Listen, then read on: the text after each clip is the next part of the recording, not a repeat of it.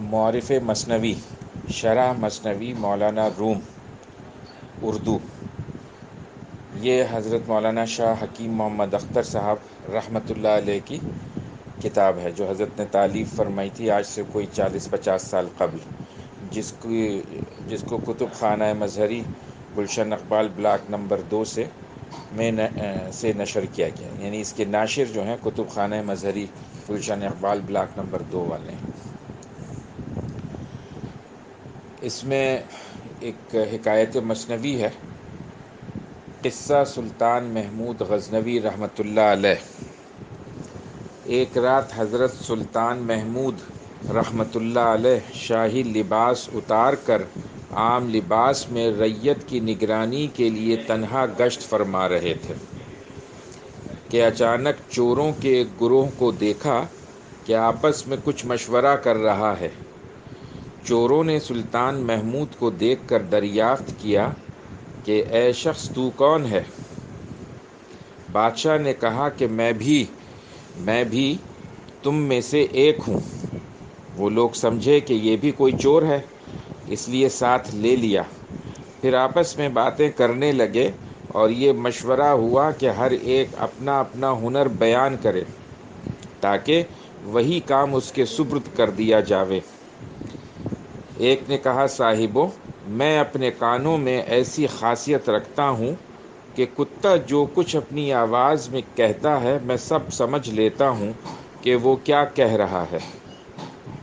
دوسرے نے کہا کہ میری آنکھوں میں ایسی خاصیت ہے کہ جس شخص کو اندھیری رات میں دیکھ لیتا ہوں اس کو دن میں بلا شک و شبہ پہچان لیتا ہوں۔ تیسرے نے کہا کہ میرے بازوؤں میں ایسی خاصیت ہے کہ میں ہاتھ کے زور سے نقب لگا لیتا ہوں، یعنی گھر میں داخل ہونے کے لیے مضبوط دیوار میں بھی ہاتھ سے سوراخ کر دیتا ہوں۔ چوتھے نے کہا کہ میری ناک میں ایسی خاصیت ہے کہ مٹی سونگھ کر معلوم کر لیتا ہوں کہ اس جگہ خزانہ مدفون ہے یا نہیں، جیسے مجنوں نے بغیر بتلائے ہوئے خاک سونگھ کر معلوم کر لیا تھا کہ اس جگہ لیلی کی قبر ہے۔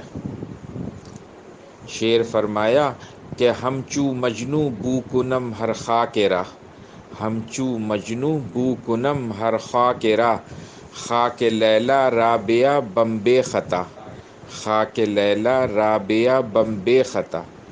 یہ فارسی کا شعر ہے۔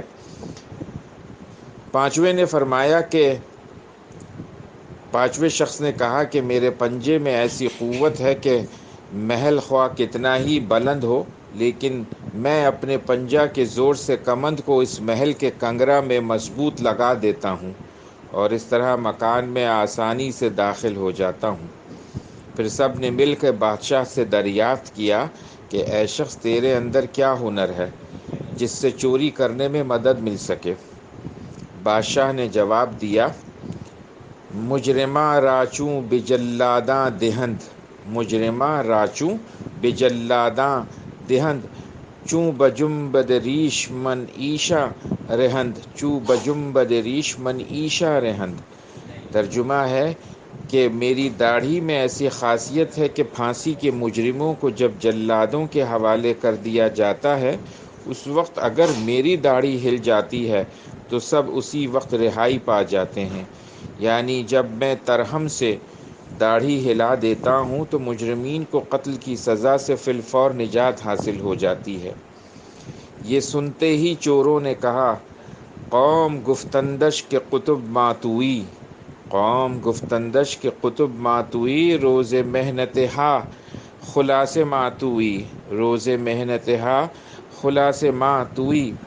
ترجمہ ہے، اے ہمارے قطب، چونکہ یوم مشقت میں خلاصی کا ذریعہ آپ ہی ہیں، اگر ہم پکڑے جاویں تو آپ کی برکت سے چھوٹ جاویں گے، اس لیے اب ہم سب کو بے فکری ہو گئی کیونکہ اوروں کے پاس تو صرف ایسے ہنر تھے جن سے چوری کی تکمیل ہوتی تھی لیکن سزا کے خطرہ سے بچنے کا ہنر کسی کے پاس نہ تھا۔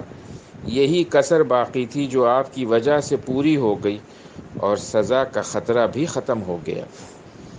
بس اب کام میں لگ جانا چاہیے۔ اس مشورے کے بعد سب نے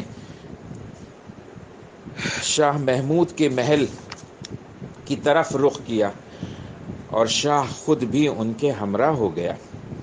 راستہ میں کتا بھونکا تو کتے کی آواز سمجھنے والے نے کہا کہ کتے نے کہا ہے کہ تمہارے ساتھ بادشاہ بھی ہے، لیکن اس کی بات کی طرف چوروں نے دھیان نہ دیا کیونکہ لالچ ہنر کو پوشیدہ کر دیتا ہے۔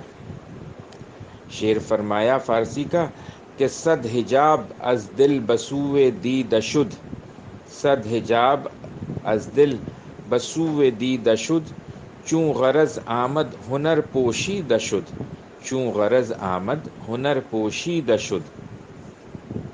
یعنی کہ جب لالچ جو ہے وہ آنکھوں پر پردہ ڈال دیتی ہے، غرض جو ہے انسان کی جو غرض ہوتی ہے، لالچ ہوتی ہے، وہ آنکھوں پر اور دل پر پردہ ڈال دیتی ہے۔ فرمایا کہ ایک نے خاک سونگھی اور بتا دیا کہ شاہی خزانہ یہاں ہے، ایک نے کمند پھینکی اور شاہی محل میں داخل ہو گیا، نقب لگا دی اور آپس میں خزانہ تقسیم کر لیا، اور جلدی جلدی ہر ایک نے مال مسروقہ پوشیدہ کر لیا۔ یعنی مال مسروقہ یعنی چوری کیا ہوا مال کو اپنے پاس چھپا لیا۔ بادشاہ نے ہر ایک کا حلیہ پہچان لیا اور ہر ایک کی قیامگاہ کے راستوں کو محفوظ کر لیا، اور اپنے کو ان سے مخفی کر کے محل شاہی کی طرف واپس ہو گیا۔ مخفی کر کے یعنی اپنے آپ کو چھپا کے، ان سے پوشیدہ کر کے چھپ کے نکل گیا اپنے محل کی طرف۔ بادشاہ نے دن کو عدالت میں شب کا تمام ماجرا بیان کر کے سپاہیوں کو حکم دیا کہ سب کو گرفتار کر لو اور سزائے قتل سنا دو۔ جب وہ سب کے سب مشکیں کسی ہوئی یعنی رسیوں سے بندھے ہوئے عدالت میں حاضر ہوئے تو تخت شاہی کے سامنے ہر ایک خوف سے کانپنے لگا، لیکن وہ چور جس کے اندر یہ خاصیت تھی کہ جس کو اندھیری رات میں دیکھ لیتا دن میں بھی اس کو بے شبہ پہچان لیتا، وہ مطمئن تھا۔ اس پر خوف کے ساتھ رجا یعنی امید کے آثار بھی نمایاں تھے۔ رجا مانے امید، یعنی ہیبت سلطانی اور قہر انتقامی سے ترساں اور لطف سلطانی کا امیدوار تھا۔ ہیبت سلطانی یعنی بادشاہ کے خوف ڈر، اور قہر انتقامی یعنی کہ اس کا عذاب، اس کا انتقام، اس سے ڈرا ہوا، ترساں مانے ڈرا ہوا، اور لطف سلطانی یعنی کہ بادشاہ کے شفقت محبت اور اس کے درگزر کا امیدوار تھا کہ حسب وعدہ جب مراحیم خسروانہ سے، مراحیم خسروانہ یعنی بادشاہ کا رحم، مراحیم خسروانہ سے داڑھی ہل جاوے گی تو فی الفور خلاصی ہو جاوے گی، اور حسب وعدہ میں اپنے تمام گروہ کو بھی چھڑا لوں گا، کیونکہ غایت مروت سے بادشاہ اپنے جان پہچان والے سے اعراض نہ کرے گا بلکہ عرض قبول کر کے سب کو چھوڑ دے گا۔ اس شخص کا چہرہ خوف اور امید سے کبھی زرد کبھی سرخ ہو رہا تھا کہ بادشاہ محمود نے جلالت خسروانہ کے ساتھ حکم نافذ فرمایا کہ ان سب کو جلادوں کے سپرد کر کے دار پر لٹکا دو، اور چونکہ اس مقدمہ میں سلطان خود شاہد ہے اس لیے کسی اور کی گواہی ضروری نہیں۔ یہ سنتے ہی اس شخص نے دل کو سنبھال کر ادب سے عرض کیا کہ اگر اجازت ہو تو ایک بات عرض کرنا چاہتا ہوں۔ اجازت حاصل کر کے اس نے کہا حضور، ہم میں سے ہر ایک نے اپنے مجرمانہ ہنر کی تکمیل کر دی، اب خسروانہ ہنر کا ظہور ہو، یعنی بادشاہ اپنے ہنر کو ظاہر کرے۔ حسب وعدہ اب خسروانہ ہنر کا ظہور حسب وعدہ فرمایا جائے۔ میں نے آپ کو پہچان لیا ہے، آپ نے وعدہ فرمایا تھا کہ میری داڑھی میں ایسی خاصیت ہے کہ اگر کرم سے ہل جاوے تو مجرم خلاصی پا جاوے، لہٰذا اے بادشاہ اب اپنی داڑھی ہلا دیجیے تاکہ آپ کے لطف کے صدقے میں ہم سب اپنے جرائم کی عقوبت و سزا سے نجات پا جائیں۔ ہمارے ہنروں نے تو ہمیں دار تک پہنچا دیا، اب صرف آپ ہی کا ہنر ہمیں اس عقوبت سے نجات دلا سکتا ہے، یعنی اس سزا سے نجات دلا سکتا ہے۔ آپ کے ہنر کے ظہور کا یہی وقت ہے۔ ہاں، کرم سے جلد داڑھی ہلائیے کہ خوف سے ہمارے کلیجے منہ کو آ رہے ہیں۔ اپنی داڑھی کی خاصیت سے ہم سب کو جلد مسرور فرما دیجیے۔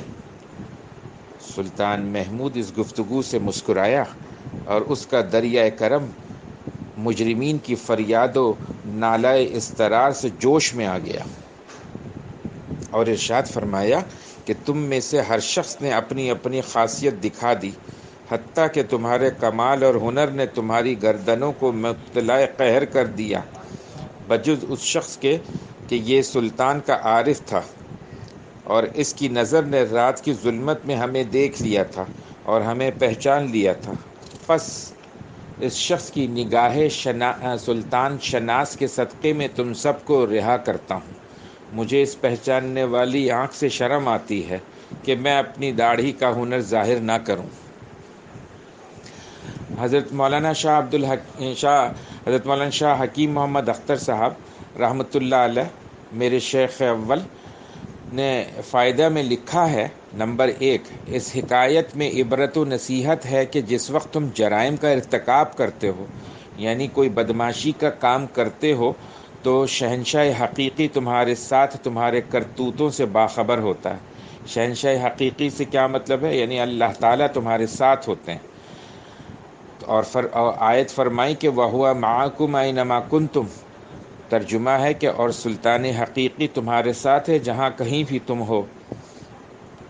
بندہ جب کسی نافرمانی کا ارتکاب کرتا ہے تو گویا خزانہ حدود الہیہ میں خیانت کرتا ہے۔ اللہ کے حقوق کی خیانت ہو یا بندوں کے حقوق کی، یہ سب اللہ کے خزانے کی چوریاں ہیں۔ اس لیے ہر وقت یہ خیال رہے کہ شہنشاہ حقیقی ہمارے ساتھ ہے اور ہمیں دیکھ رہا ہے، اس کے سامنے خزانہ لوٹا جا رہا ہے۔ ذرا سوچو تو صحیح تم کس کی چوری کر رہے ہو؟ وہ بادشاہ حقیقی کہہ رہا ہے کہ ہم تمہیں دیکھ رہے ہیں، ہمارا قانون تو نازل ہو چکا، آج تم قانون شکنی کر لو۔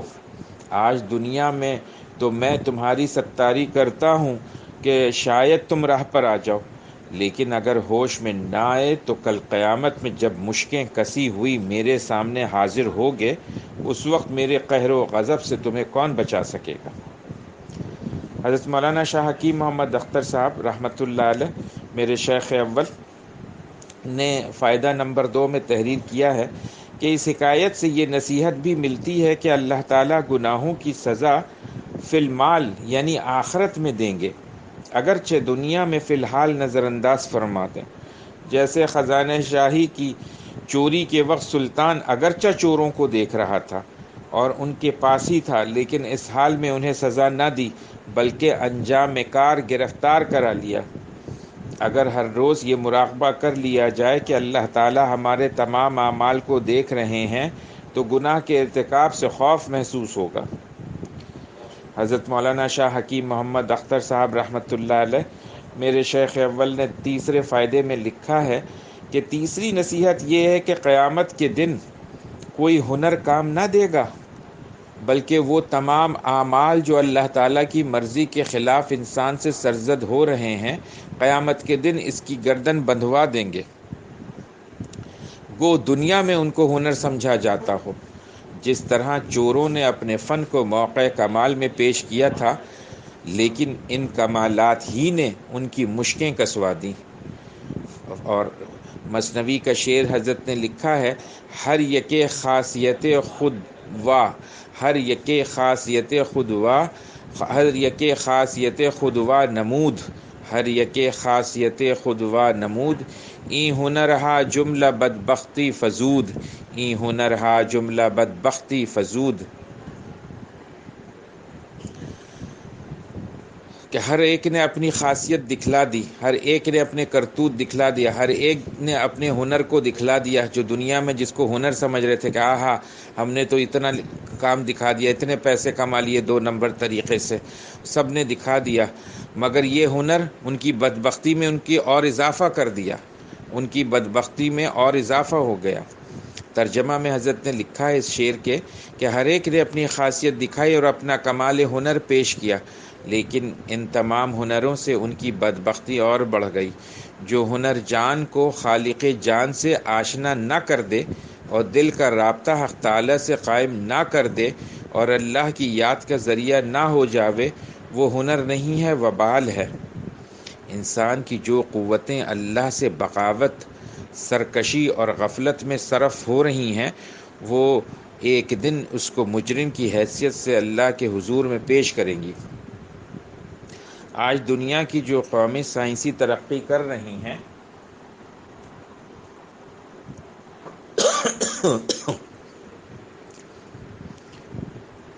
آج دنیا کی جو قومیں سائنسی ترقی کے ذریعے تسخیر ماہتاب کو اپنا کمال سمجھ رہی ہیں اور اللہ سے منہ موڑ کر اپنی زندگی کے ایام گزار رہی ہیں، انہیں کل قیامت کے دن پتہ چلے گا کہ ان کا یہ کمال ہنر قابل انعام ہے یا مورد قہر و غضب ہے۔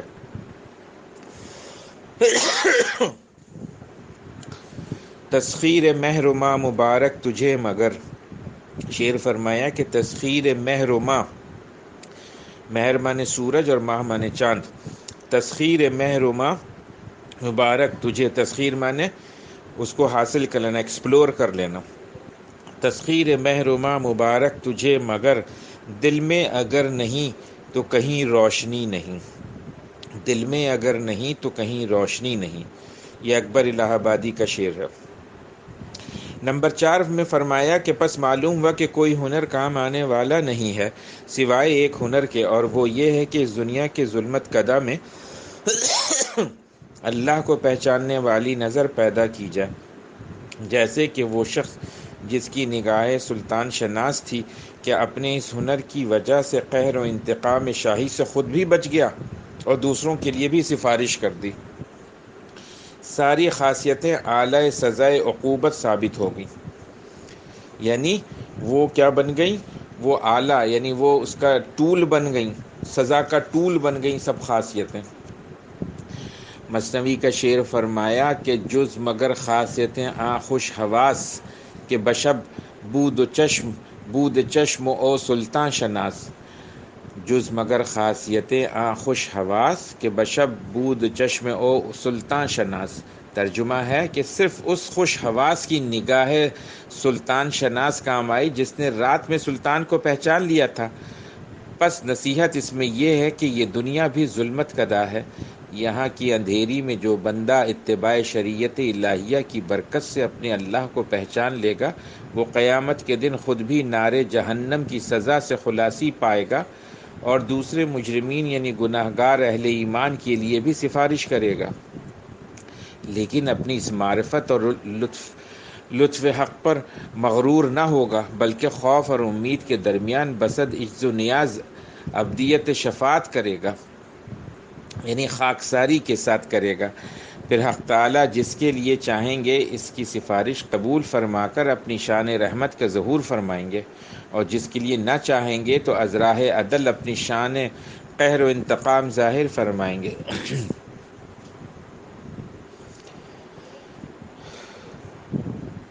پس بہت خوش نصیب ہے وہ بندہ جس نے دنیا میں رہ کر نگاہ معرفت پیدا کر لی اور اپنے اللہ کو پہچان لیا۔ عارفین جن کی روحیں اپنے مجاہدوں اور ریاضتوں کے ذریعے آج اللہ کو پہچان رہی ہیں، کل حشر کے دن یہی عارفین اللہ تعالیٰ کو دیکھیں گے اور نجات پائیں گے۔ ان کی سفارش گناہگاروں کے حق میں قبول کی جائے گی۔ جس وقت کفار و مجرمین کو ان کے ہنروں کی بدولت ہمیشہ ہمیشہ کے لیے آگ میں داخل کیا جا رہا ہوگا، اس وقت یہ فاقہ زدہ چہرے، یہ پیوند کپڑے والے بوریاں نشیں جن کا آج مذاق اڑایا جاتا ہے، اپنے اللہ کو نگاہ بھر کر دیکھ رہے ہوں گے۔ اس وقت مجرمین ان پر رشک کریں گے کہ کاش دنیا میں ہم بھی انہی کی طرح ہوتے اور ان کا ہنر سیکھا ہوتا، یعنی نگاہ معرفت پیدا کر لی ہوتی۔ نمبر 5، اس حکایت سے یہ بھی معلوم ہوا کہ اللہ تعالیٰ کے مقبول اور نیک بندے معیار انسانیت کے اعتبار سے کتنا بلند مقام رکھتے ہیں۔